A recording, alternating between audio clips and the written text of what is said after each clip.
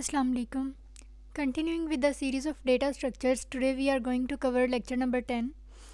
इसमें जैसा कि हम प्रीवियस चैप्टर में डिस्कशन कर रहे थे कि क्यूज़ जो हैं उनका मोस्ट इम्पॉर्टेंट रोल ये है कि उन्होंने सिमुलेशन में जो है वो रोल प्ले करना होता है। लाइक सिमुलेशन जो रियल लाइफ सिनेरियोज़ को डील करती है उसमें क्यूज़ जो हैं वो सबसे ज़्यादा यूज़ की जाती हैं। ठीक है, तो इसमें हमने बैंक की एग्जांपल ली थी, उसी को हम आगे कंटिन्यू करते हैं।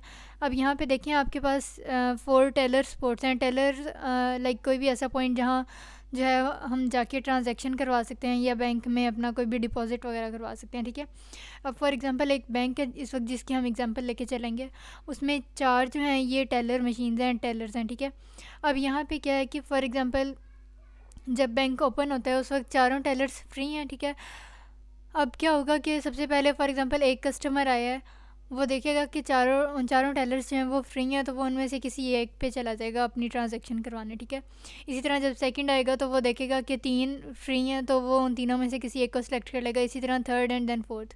उसके बाद फॉर एग्जांपल अगर उसके अलावा फिफ्थ और सिक्स्थ कस्टमर आता है और वो किसी एक ही टेलर के पास चला गया, फॉर एग्जांपल वो टेलर नंबर 2 के पास चला गया, तो अब उसके बाद जब अगला कस्टमर आएगा तो वो देखेगा कि 3 टेलर ऐसे हैं जिनमें एक एक कस्टमर मौजूद है और एक टेलर ऐसे है जिसमें 3 जो है कस्टमर पहले से ही लाइन में खड़े हुए हैं।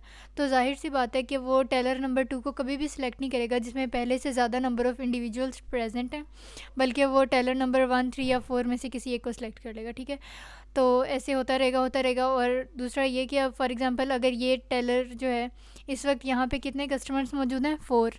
तो अब फॉर एग्जांपल ये जो फर्स्ट इन हुआ था इसकी ट्रांजैक्शन या जो भी इसने बैंक में काम करवाना है, ये जब कंप्लीट हो जाएगा तो यही इंडिविजुअल जो फर्स्ट इन हुआ था ये फर्स्ट आउट भी हो जाएगा, लाइक ये वापस चल जाएगा। फिर ये जो सेकंड कस्टमर है ये फर्स्ट की जगह आ जाएगा और थर्ड सेकंड की जगह।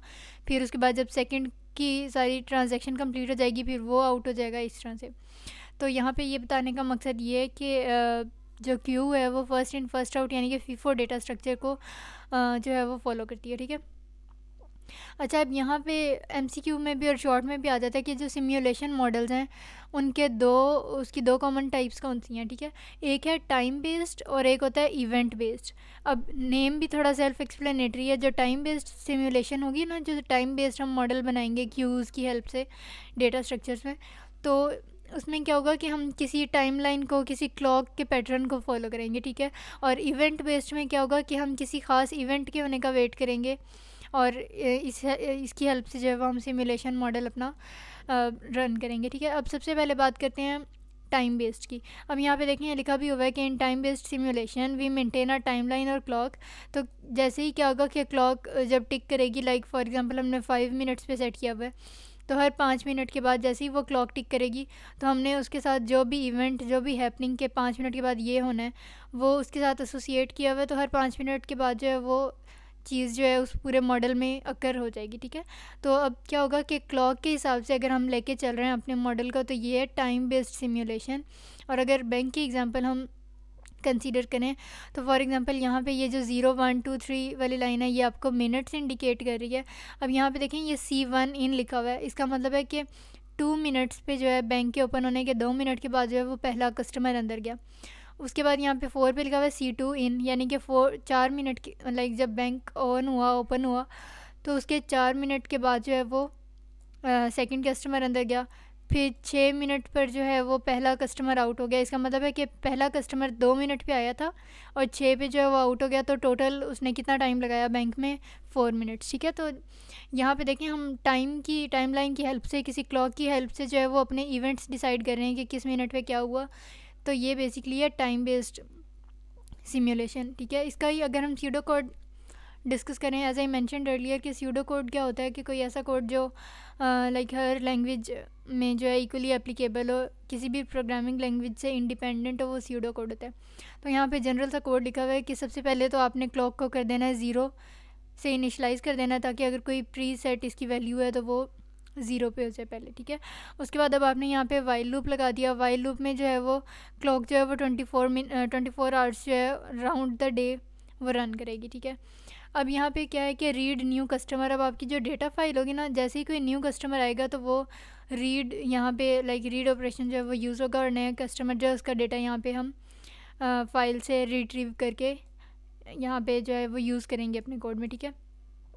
अब सबसे पहले if customer dot arrival time is equal to clock insert it into the shortest queue. अब क्या होगा कि कस्टमर जो है आपके पास उसका अराइवल टाइम फेच करेंगे डॉट ऑपरेटर से, और अगर तो वो क्लॉक से रेजोनेट कर रहा है कि हमने जैसे ऊपर यहाँ पे डिस्कस किया था कि किस टाइम पे वो इन हुआ है फॉर एग्जांपल, तो अगर वो 2 मिनट्स पे हो रहा है इन, तो हम क्या करेंगे, insert it into the shortest Q. तो हमने देखा कि हम डेली लाइफ में भी कोई कस्टमर अगर बैंक में आएगा तो वो उसी क्यू में जाएगा जो सबसे ज़्यादा शॉर्टेस्ट होगी, ताकि उसे कम टाइम लगे अपनी ट्रांजैक्शन वगैरह करवाने में। तो यहाँ पे हमने अपने कोड में लिख दिया कि इंसर्ट इनटू शॉर्टेस्ट क्यू, ठीक है। जब ट्रांजैक्शन जो है वो ओवर हो जाएगी तो हम उसे कर देंगे रिमूव से क्यू से जो है वो रिमूव कर देंगे, और यहाँ पे clock is equal to clock +1 के लाइक क्लॉक जो है वो हम नेक्स्ट पे मूव करवा देंगे, ठीक है, उसमें 1 ऐड कर देंगे। ये तो था टाइम बेस्ड। अब अगर इवेंट बेस्ड की बात करें तो यहाँ पे देखें कि सारी चीज़ वही है, लेकिन अब आपने क्या किया कि इसको इवेंट्स के हिसाब से जो है वो थोड़ा सा ऑर्गेनाइज़ कर दिया। कैसे कि इवेंट 1 जो है वो 2 मिनट्स पे होगा, और ये क्या इवेंट है कि सबसे पहला कस्टमर जो है वो इन हुआ है, ठीक है। उसके बाद इवेंट 2 क्या हुआ कि सेकंड कस्टमर इन हुआ। इवेंट 3 क्या था कि C1 आउट हो गया। इसी तरह इवेंट 4 क्या था, C2 आउट हो गया। तो इस तरह से with the passage of time अगर हम क्लॉक के हिसाब से ना चलें बल्कि इवेंट्स के हिसाब से चलें तो हम कहते हैं कि ये इवेंट बेस्ड सिमुलेशन है, ठीक है। अब इसमें बात आ जाती, जब आपको लाइक इवेंट बेस्ड सिमुलेशन की बात करते हैं तो इसमें प्रायोरिटी क्यू आ जाती है। देखें आमतौर पे क्यू जो है वो फीफो स्ट्रक्चर फॉलो करती है, यानी कि जो सबसे पहले आएगा वही सबसे पहले वापस चला जाएगा, यानी कि फर्स्ट इन फर्स्ट आउट। लेकिन कोई क्यू ऐसी भी होती हैं, कोई क्यूज़ ऐसी भी आपको क्यू मिलेगी जो first in first out FIFO structure जो है वो फॉलो नहीं करेगी। जैसे अब यहाँ पे भी अगर हम सिमुलेशन की बात करें तो डेली लाइफ में लाइक ट्रैफिक जैम वगैरह में एम्बुलेंस जो है उसे बाकी ट्रांसपोर्ट मीडियम्स का जो है वो वेट नहीं करना पड़ता। तो हम यहाँ पे कहेंगे कि यहाँ पे फर्स्ट इन फर्स्ट आउट नहीं है इन केस ऑफ एम्बुलेंस। क्यों? क्योंकि वहाँ पे प्रायोरिटी दी जाती है किसको, एम्बुलेंस को, क्योंकि वो एमरजेंसी सिचुएशन है, ठीक है। तो इसी तरह क्यू जो डेटा स्ट्रक्चर है उसमें भी आपको कुछ एग्जांपल्स इस तरह की मिलेंगी जिनको हम प्रायोरिटी क्यू कहते हैं, जो फॉलो नहीं करती first in first out structure को, ठीक है। और ये MCQ में भी बहुत आता है। अब यहाँ पे देखें फॉर एग्जांपल आपके पास ये अगर इस तरह से लाइंस आपको इनपुट फाइल से दिखाई हुई हैं।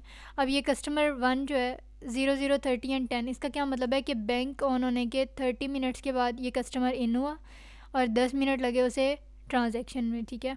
उसके बाद कस्टमर 2 35 मिनट्स बाद जो है बैंक ऑन होने के इन हुआ और उसे 5 मिनट्स लगे अपनी ट्रांजैक्शन करवाने में, ठीक हो गया। इसी तरह अगर इसकी बात करें तो इसका मतलब है कि बैंक लाइक ये जो लास्ट कस्टमर है इस डेटा के मुताबिक जो लास्ट कस्टमर है वो बैंक ओपन होने के 1 घंटे और 1 मिनट के बाद इन हुआ और उसे अपनी ट्रांजैक्शन करवाने में टोटल 9 मिनट्स लगे, ठीक है। तो प्रायोरिटी क्यू वगैरह जो है वो इसलिए भी हम अपने सिमुलेशन मॉडल्स में ज़्यादा इंपॉर्टेंस है इसकी, और इसलिए इसको ज़्यादा स्टडी करते हैं।